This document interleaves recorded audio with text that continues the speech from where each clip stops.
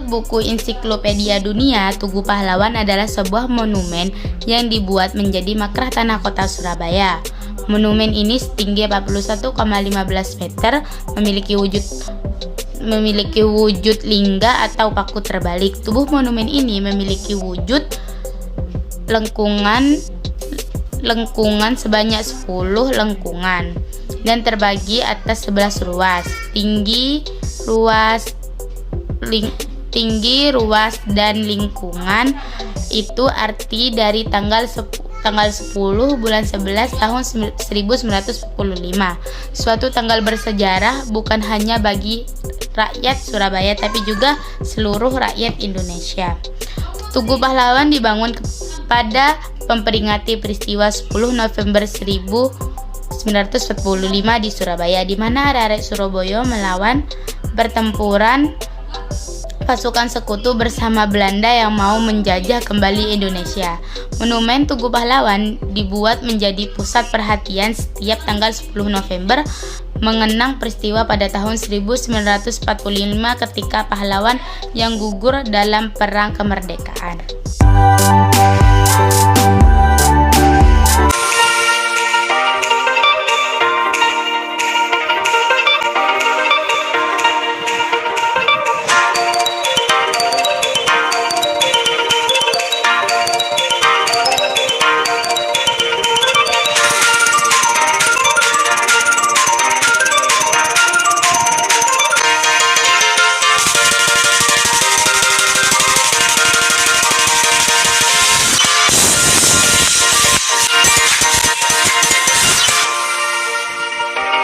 Assalamualaikum warahmatullahi wabarakatuh. Kami dari tim Surabaya, Kalianak Timur Gang Lebar ingin ngevlog tentang sejarah 10 museum 10 November di Surabaya.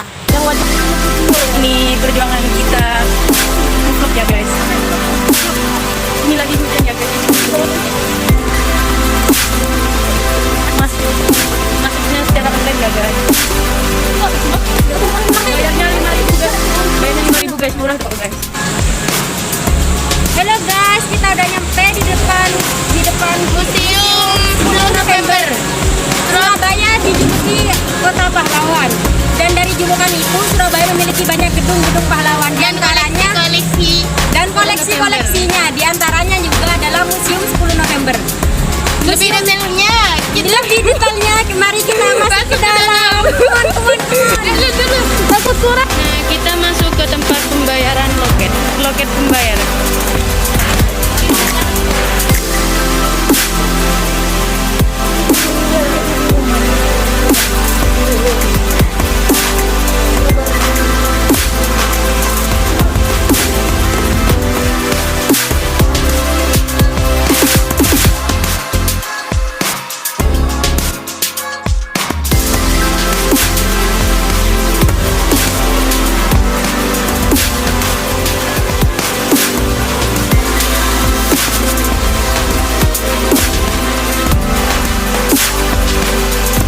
Melewati beberapa ujian, kita akhirnya masuk.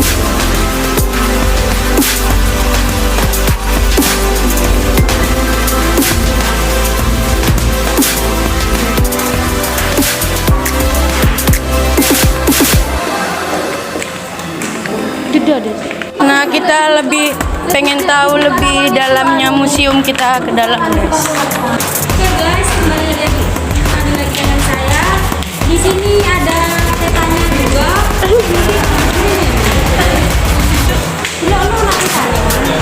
Iya, ngomong. Ini petanya buat ke Tugu Pahlawan ini guys. Ini sayur kausa kan. Dan kita awal masuk ke gedung museum, kita disambut dengan patung besar yang dikenakan langsung. Bangunan ini menggambarkan kegigihan patung para pejuang berperan melawan penjajah. Dengan banyak korban yang berguguran, tapi mereka tetap bangkit.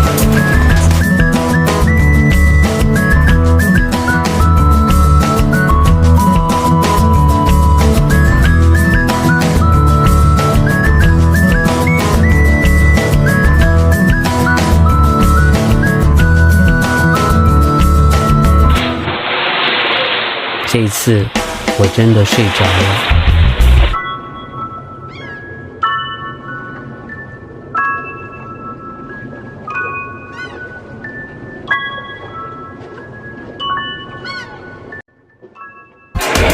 Halo guys, kita sampai di perjuangan di Muhammad Mawardi Borjo.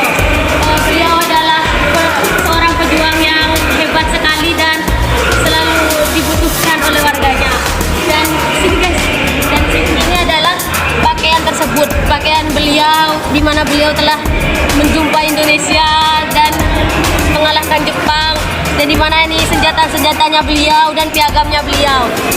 Dan beliau bukan hanya mempunyai pakaian satu ya guys, ini juga ada pakaian beliau dan di mana beliau telah mempunyai piagam-piagam yang tertentu ya guys. Halo guys, saya akan menjelaskan tentang radio. Radio ini adalah milik Bapak Ahmad yang digunakan oleh masyarakat Tanah Abang, Jakarta pada masih bersiap untuk mendengarkan siaran-siaran Bapak Bung Tomo. Bapak Ahmad kemudian menghadiahkan radio ini pada Bung Tomo sebagai kenangan-kenangannya. Terima kasih. Lagi di tempat mata uang ini adalah mata uang Indonesia, mata uang yang sah pada waktu itu untuk pembelian sesuatu atau bisa disebut dengan barter. Ini juga ada juga uang logamnya guys. Materai ini materai. Di sana, di sini lagi ada materai. Halo guys, selain juga ada radio di museum ini juga ditampilkan sebuah catatan harian Bung Tomo. Isi catatan ini adalah perjalanan keseharian Bung Tomo selama perang. 这一次我真的睡着了。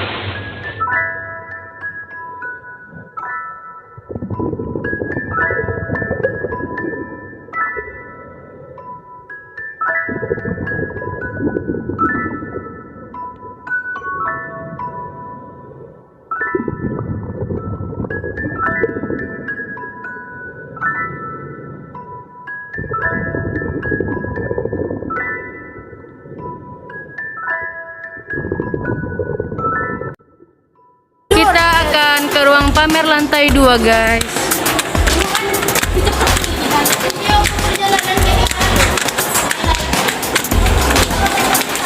Ayo, aku yang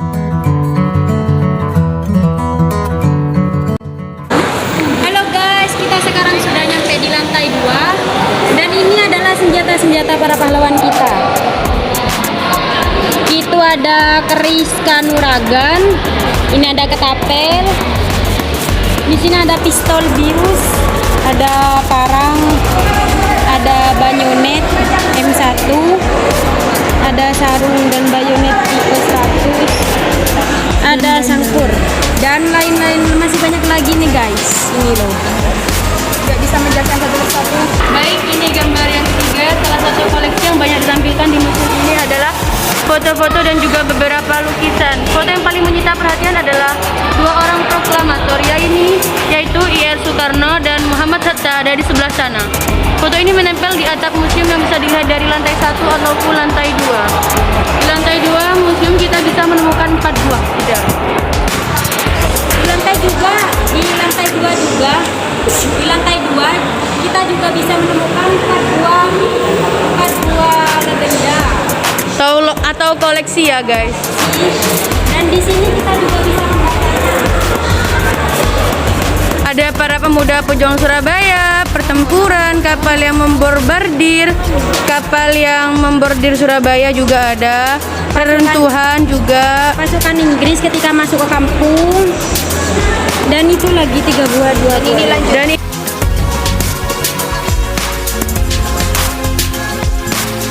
adalah bambu putih ya guys. Bambu putih seperti kebanyakan pemuda Surabaya waktu itu yang tidak kebagian sama sekali senapan hasil rampasan. Bapak Saji yang waktu itu masih berumur 15 tahun harus menggunakan apa saja yang bisa ia gunakan sebagai senjata untuk melawan Inggris. Bahkan bambu runcing yang awalnya berukuran 2 meter ini harus ia potong lagi menjadi dua bagian agar temannya juga memiliki senjata untuk berjuang. Bambu runcing ini digunakan oleh Bapak Saji ketika terjun dalam pertempuran. ini perjalanan pulang ya guys untuk kita karena kita udah selesai materinya dan waktunya pun sudah habis karena waktunya cuma 1 jam guys.